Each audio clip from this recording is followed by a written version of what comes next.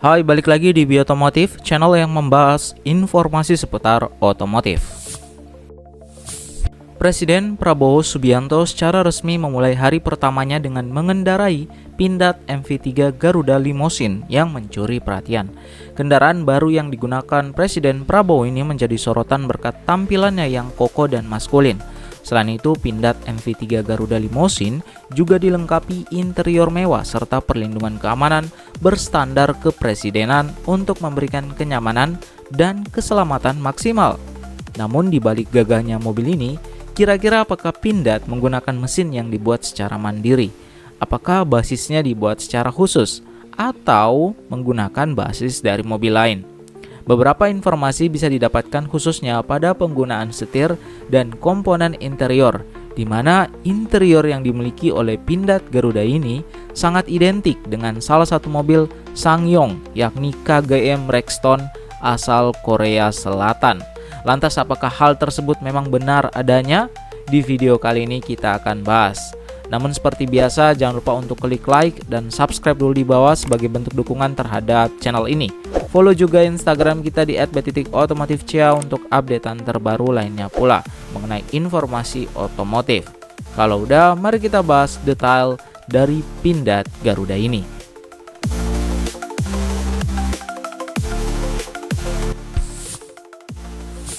Presiden Prabowo memang cukup mengkagetkan publik saat pelantikannya menggunakan mobil yang cukup asing terlihat saat pertama kali diperkenalkan. Beliau menggunakan SUV berkelir putih yang diberi nama Pindad MV3 Garuda Limousine. Secara dimensi, mobil ini memiliki panjang 5050 mm, lebar 2060 mm, dan tinggi 1870 mm, serta bobot berukuran 2,95 ton. Dalam keterangan resmi Pindad, produksi tenaga yang dihasilkan oleh mobil ini berkisar di 199 horsepower dengan transmisi otomatis 8 percepatan serta memiliki kecepatan aman di 100 km per jam mengingat bobotnya tersebut. Walaupun begitu, ternyata beberapa orang bertanya-tanya, apakah benar mobil limusin Pindad ini 100% semua komponen buatan dari perusahaan tersebut? Atau sebaliknya, ada beberapa komponen yang digunakan dari mobil lain. Secara detail, kalau diperhatikan khususnya pada bagian interior, mobil ini terlihat mirip dengan salah satu mobil yakni KGM Rexton dari brand SsangYong asal Korea Selatan. Interior pada dashboard, konsol, dan lingkar kemudi cukup identik dengan SUV asal Korea Selatan tersebut. Hal yang sama juga ditemukan pada Pindad MV3 Pop Mobile yang digunakan oleh Paus Franciscus saat melakukan kunjungan ke Indonesia. Hal ini semakin diperkuat karena mobil tersebut juga menggunakan komponen dari SUV KGM Rexton ini.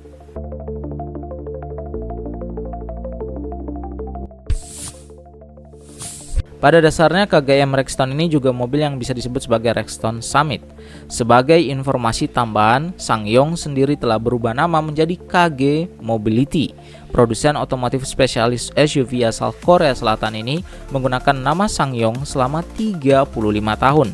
Sebelum tahun 2022 lalu, berubah nama menjadi KG Mobility. Beralih ke Pindad, jika kita berkaca pada mesinnya, memang Pindad tak menyebut pasti mesin SUV limousine ini.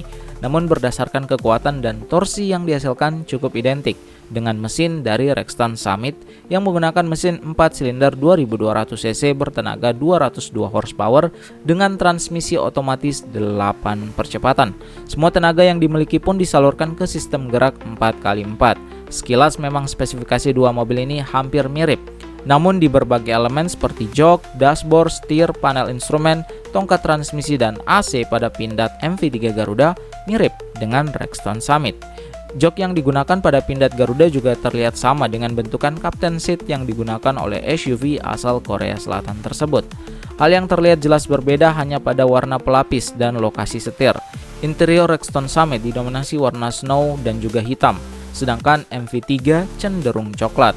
Sedangkan untuk posisi setir Rexton Summit berada di sisi kiri, berbeda dengan Pindad MV3 Garuda di kanan sesuai regulasi yang berlaku di Indonesia.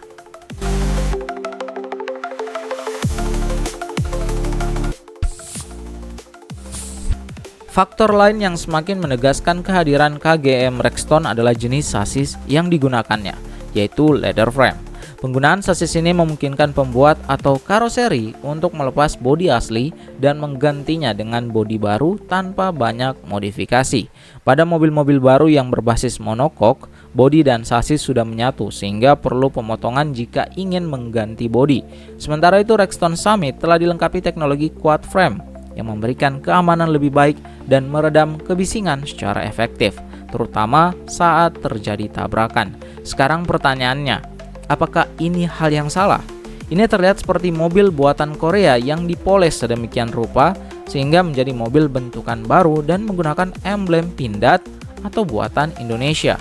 Kalau kita berkaca pada brand-brand terkenal saat ini, contohnya seperti Geely salah satunya. Mereka pada awal 2000-an menggunakan mesin Mitsubishi pada model-model awal seperti Geely CK salah satunya.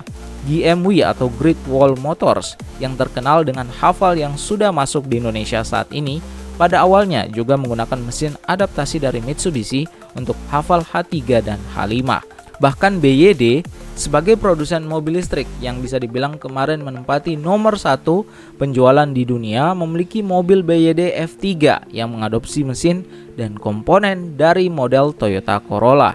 Namun sekarang lihat mobil BYD saat ini sudah jauh memiliki teknologi lebih canggih, baterai dan mesin yang sangat-sangat inovatif. Tentu hal ini diharapkan juga terjadi pada brand mobil buatan asli Indonesia.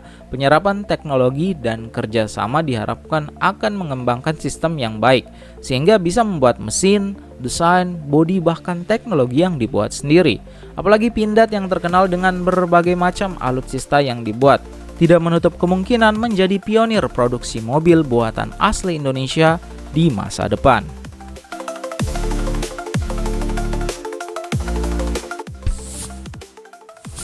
Nah, itu dia informasi mengenai kemiripan antara Rexton Summit dengan pindad MV3 Garuda.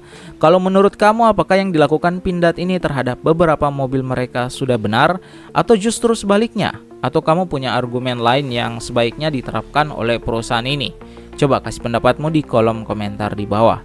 Kalau kamu suka dengan konten ini, boleh bantu kita dengan klik tombol like dan subscribe agar kita makin semangat untuk membahas informasi seputar otomotif lainnya. Follow juga Instagram kita di @b.otomotifca untuk updatean terbaru lainnya pula.